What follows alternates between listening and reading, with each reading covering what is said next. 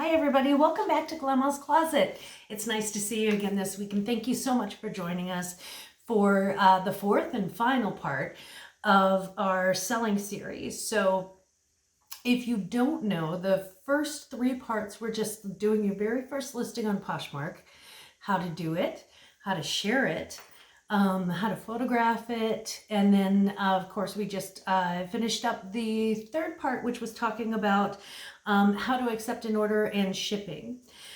Our final part is, pretty much what we're posting about. The reason why we're there to begin with, we were going to get paid. I don't know about you, but I like to get paid when I sell something. So, it makes kind of all the sales stuff worth it. So let's dive right into it. Let's talk about getting paid today. And we're also going to talk a little bit about how to follow tracking and things like that. Step by step. Ooh, baby. Okay, so the first thing that you want to do after you've mailed out your order, we want to make sure that we track that shipment because specifically this year, but I think in any situation, when you're sending something out to a customer, you want to ensure that you get the smoothest delivery possible. You may recall a few videos back, we talked about how something was stuck in Birmingham, Alabama. It was driving me crazy. I'm like, what is wrong with Birmingham? Why are they just holding on to my stuff like that? That's a good Michael Kors skirt. We want to make sure that that gets to the client. So it finally did get resolved. And this is kind of what I want to talk to you about. After you've shipped something, you can at any time go back to that original sale, click on it, and it'll say, and when I say the sale, I mean like in your news feed is where I find mine. There's probably an easier way, but I'll leave that for you millennials to figure out. I am, or Gen Y, Gen Z now, I think. I'll leave that to you kids to figure out because, I learned to type on an electric typewriter. Who's with me there? High five, old people. High five. So anyway, so we've got the news feed, and I usually go back to, or I'll click on my sales and it'll give me a list of all my sales in its own new feed. And you do that by going to click on my account, or click on your own picture. It'll pull up on the right hand side of the screen. It'll pull up a drop down menu and it'll say like my balance, my sales, my orders, my whatever. So you want to go down to my sales, click on my sales, and it'll show you that sale. There's an arrow to the right of that, like there is in all the little boxes. Click on that arrow to the right and it'll take you to your sale, and at the bottom of the little screen that shows who you sold it to, when it was sold, how much it sold for, what the item was. At the bottom of that little screen, there's a little blue thing called shipped. Click on the shipped and it'll take you right to that tracking, and it'll track that package for you, which is really handy to have if you think about it. So we have shipped the order. We're following the tracking. Let's say that your package gets stuck somewhere, which will and can and will happen probably. It's been, with the pandemic going on, it's been specifically hard for anybody who's in shipping and receiving. I think it's that way with Amazon. It's that way with, FedEx, UPS, you name it. It's tough for everybody. And I think that has to do with being shorthanded, as everybody is. So we just have to be as patient as possible. But at some point or another, honey, your Glamma ain't that patient. I am not going to wait forever for somebody's great stuff to show up and for me to get my props on it, because the longer they wait, the lower the chances are that I'm going to get props at all. And by that time, they may be mad about it. So I don't want to make them mad and you have to give their money back. So what we're going to do is track it as we go along. If it looks like it's normal tracking, fine. If it stays in the same place for more than 2 days, I get a little concerned. In the case of Birmingham, that was like a week that it was in the same place. And I started to try and contact the USPS about 3 days after it got stuck. And I kept sending them emails and I wasn't really getting anywhere. And so I filled out an online thing, and they take you to like their website will take you to a page, and you can fill out an online missing item report or whatever. And it didn't really get me too far. And I tried to call their 800 number. Honey, don't bother. Those people are not answering that phone. And if they do answer that phone, you're going to be on hold until God comes back. So you probably, this is just my personal experience. Calling the 800 number was the dumbest thing I've ever done. It's like trying to call the IRS on April 15th. Honey, you ain't getting through. So what I did was I was on Facebook, and I was like, I wonder if they have a Facebook page, and they do. And there's a message box, just like a regular messenger box on Facebook where you have a private message. I instant messaged them. And I started a conversation with an actual real live postal employee. Holy crap. That was so amazing to me that I even got a hold of somebody like that. So they were very, very kind, and they did what they could. But ultimately, the people who did the most for me were Poshmark. Poshmark reached out to me, and they said, your client has still not, I got an email, and they said your client has still not received their package, because she was asking about it. And I'm like, look, I'm trying to trace it through the USPS system. So I reached out to Poshmark, and I said, listen, my client still doesn't have their package. It's stuck in Birmingham, Alabama, and I'm not getting an answer. I'm not getting a clear answer. I'm getting, well, we'll check on it, we'll check on it, we'll check on it, but nobody's checking, it seems like. So, long story short, snitch, tattletale, tattle the tale. You have to tell Poshmark what's going on, because they have a lot more power, apparently, in their little finger than I have in my whole house. When it comes to the United States Postal Service, because the next day the package got moving along, and 2 days later it was marked delivered. So delivered is always good. Delivered is what you want to have happen, right? After the client gets that package, they can either accept it on Poshmark, or they can reject it, and it's called opening a case. They can't reject it. You're not allowed to reject it, I don't think, because something doesn't fit you correctly, because that's why we give measurements online.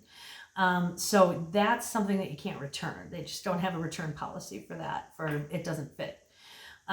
They do have return policies for if the client claims that what you put in the picture is not what they received, then they will open up a claim for that.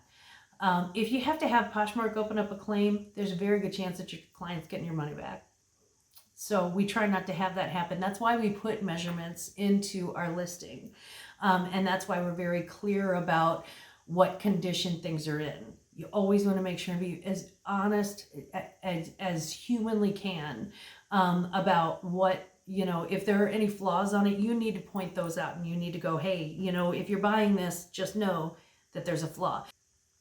A lot of people don't care if there's a flaw, but they do want to know about it before you send it to them. So, don't hide things. It's not, in the end, it'll shoot you in the foot. So just don't do that. So you have got your package delivered. If the client opens a case, it means that Poshmark is going to hold on to the money until they decide what happens. And ultimately, it really is their decision and not yours.